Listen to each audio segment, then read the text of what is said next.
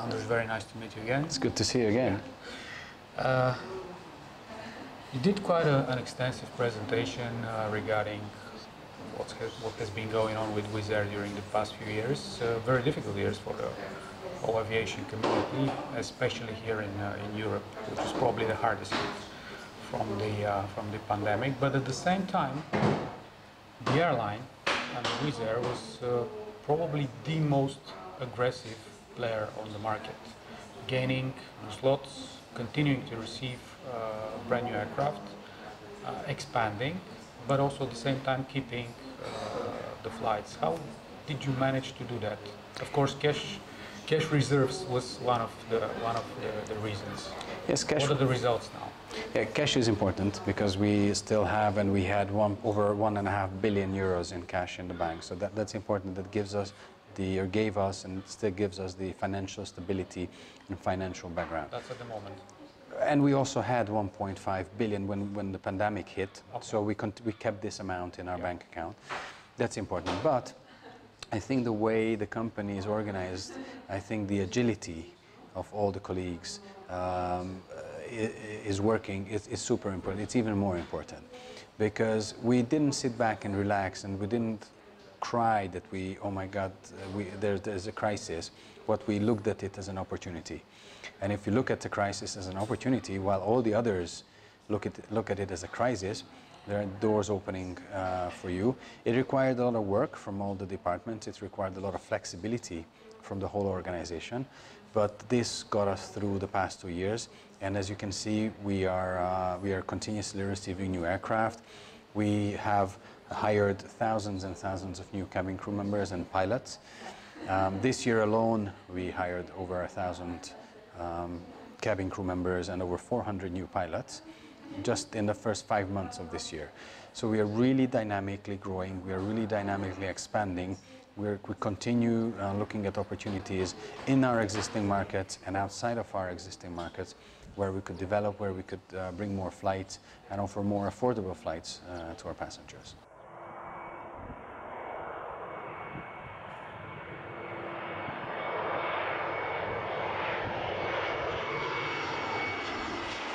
At the same time, in the early days of the pandemic, a lot of people have been made redundant as well in Wizz, but not to such a large extent as in other airlines. And it was associated with kind of an internal turbulence, and we can say it was a scandal with leaking of information about the recruitment process and the process of making people redundant. Are you past that now?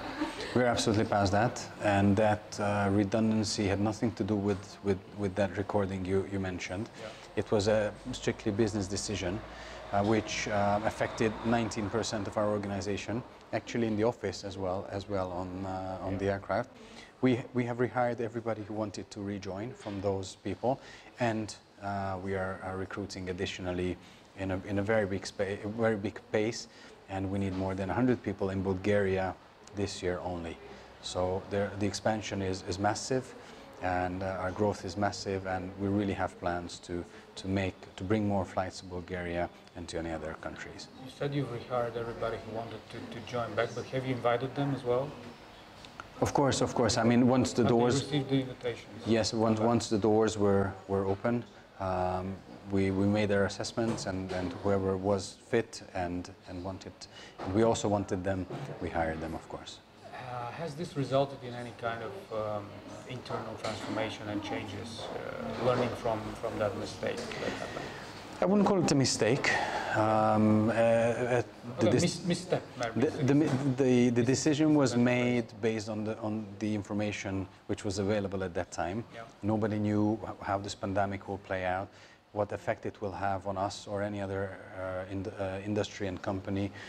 We didn't know how long it's going to last. We didn't know how quickly traffic and demand will pick up, because in the summer of 2020 and then later on in the summer of 2021, traffic was much stronger than before, because people were closed for months and years in their own countries. So people wanted to travel.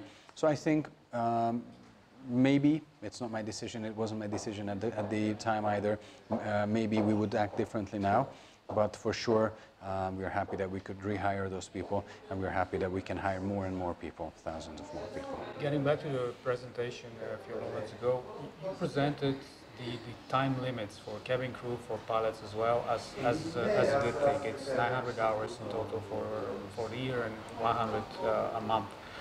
But and of course they can learn a lot by that, or not a lot, but more. But at the same time, will they burn out more? And there is such a thing as fatigue management, and it's quite important in aviation. So, are you happy with bringing people to the edge at this time, and how it is related to the current lack of staff and lack of crew, which results actually in some cancellations of flights? We, as I said during the presentation as well, we had our colleagues fly close to the maximum legally allowed times and hours before the pandemic. So 2019, for example, was a very strong year in aviation. People, cabin crew and pilots, flew close or already to their maximum. It's a maximum not set by us, but it's set by international law or regulations. So we keep to that, and we think that with the necessary and legally allowed and actually legally provided and secured rest times, there is no risk in reaching or letting our colleagues fly as much as legally allowed. We take fatigue and we take all sickness reports seriously. So if a cabin crew or a pilot reports sick or fatigue, we follow the rules, and there's no way anybody can fly if they report sick or fatigue. Safety has been and will be our top priority. And as you probably also know, we received a 7-star safety rating over a few years and recently. So we are really rated as a safe airline from an independent player in the market as well. And we can tell that from the market performance as well. But has this been resulting in the current cancellations that we see and disruption in your network because of those requirements that still, because of the lack of staff or insufficient staff, people have to rest, and that results in flight cancellations? No. I think current cancellations are a very complex issue, and sometimes it's weather related. Like you have to divert, and you land at another airport, and then you might need if you can land at an airport far from the original airport, then you might need to cancel the return leg. It might be air traffic controller bottleneck, which we already experience in Europe, and we expect it to be even worse during the summer because there's a lack of air traffic controllers in Europe. So we're given slots, which means that the flights get delayed. Crews actually might run out of their duty time because of air traffic controller bottlenecks. Yeah. So it's always a complex issue. It cannot always be narrowed down to one cause. So like air traffic controllers or weather or lack of staff. It's a combination of everything. So it's one of the reasons, but not the main one. It might be one of the reasons, but we are trying to keep the flights in our schedule which we can actually crew. So we don't plan to overpopulate the schedule if we don't have the necessary amount of crew. Everyone is getting back into work. I mean, I understand that fatigue is a potential outcome of the issues, but once we are starting stabilizing the rosters, we also need to take down the fatigue rate. I mean, we cannot run this business when every fifth person of a base reports sickness because the person is fatigued. We are all fatigued, but sometimes it is required to take the extra mile. The damage is huge when we are cancelling a flight. It's huge. It is a reputational damage of the brand, and it is the financial damage, transactional damage, because we have to pay compensation for that. Staying on the topic of recruitment, back in the years even before pandemic, there was a program for young pilots and cabin crew members working with several flight schools all across the continent, Are you planning to renew that or even expand it now with the renewal of interest into not just flying but also working in the field of aviation? We try to concentrate on our own business now, so we're trying to recruit cabin crew and pilots. Although internally there is an opportunity, there's always an opportunity to develop, to grow higher, to become a senior cabin attendant, to become a trainer, even to move to the office. And we have recently restarted our program. There's a cabin crew to captain, which allows cabin crew members and actually supports cabin crew members to become pilots at the airline. When do you expect the traffic to reach the pre-pandemic levels on a yearly basis? I know that even last year, during the summer, traffic was already higher than in 2019. But do you have a concrete, of course it's difficult, but at least period, not a date or a month, where you envisage that's going to happen? Soon. Definitely soon, and we see that while the other airlines, some major legacy airlines, will recover only around 90% of their pre-pandemic capacity. This year we plan to operate 140% of our pre-pandemic capacity. That means that we have more aircraft and we have more crew members. We already operate, currently as we speak, over our pre-pandemic levels. So we have a bigger capacity and we almost fly at 100% now already. So I think it's going to be the first better year, a really good year after the pandemic, because of restrictions having been removed and people are much eager, it's much easier for people to fly. One of the biggest markets, or maybe the biggest at the moment, is Italy. How about the additional airlines that Wizz established, not just on the continent but also in Abu Dhabi? One of the arms of the company that is outside of Europe, but now you're planning to establish a company in Malta as well. So this resembles to an extent the business model of companies like Ryanair, for example, who either bought or established other airlines in other markets.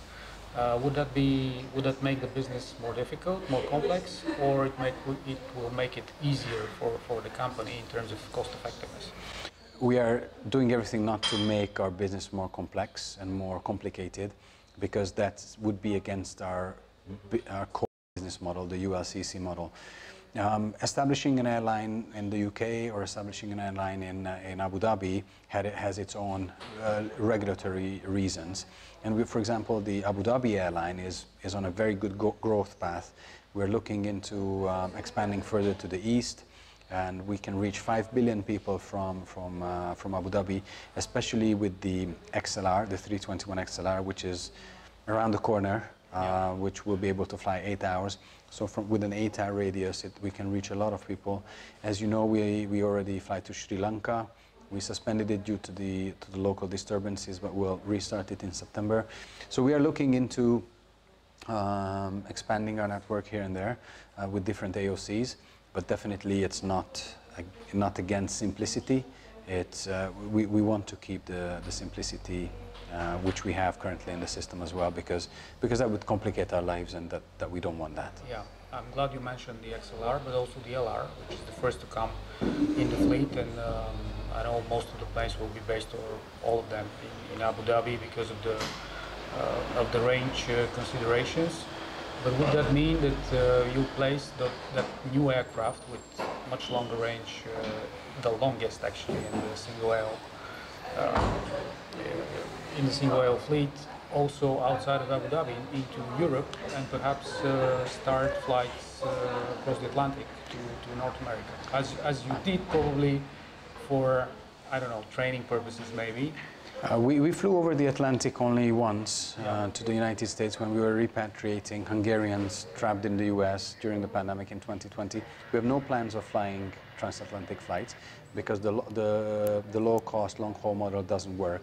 There's no aircraft currently available that would be... JetBlue from the States thinks differently on that matter. I cannot comment on that, and I still cannot comment on where we would keep the XLRs.